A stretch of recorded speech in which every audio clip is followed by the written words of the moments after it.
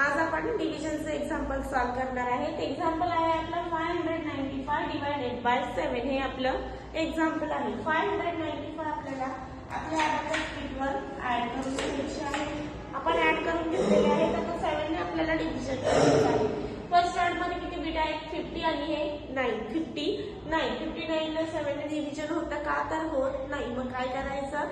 59 पेक्षा small number घ्यायचा. 59 पेक्षा स्मॉल नंबर म्हणजे कुठला नंबर येतो 7 च्या टेबल मध्ये? तर 7 8 जा 56. 7 8 जा म्हणजे आपण ऍड करून घेऊया आणि लेस आपल्याला 56 करायचे आहेत. लेस आपण 56 केलेले आहे. आता आपल्याकडे किती बीट शिल्लक आहेत? तर 30 आणि हे 35 बीट शिल्लक आहेत. तर 7 च्या टेबल मध्ये 35 येतात का? तर 7 च्या टेबल मध्ये 35 येतात. डायरेक्ट डिव्हिजन पॉसिबल आहे. 7 5 जा 35 आपल्याला चेक करायचे आहे. आन्सर आलेला आहे. आपला आन्सर किती आहे? आपला 85 हे आपला आन्सर आलेला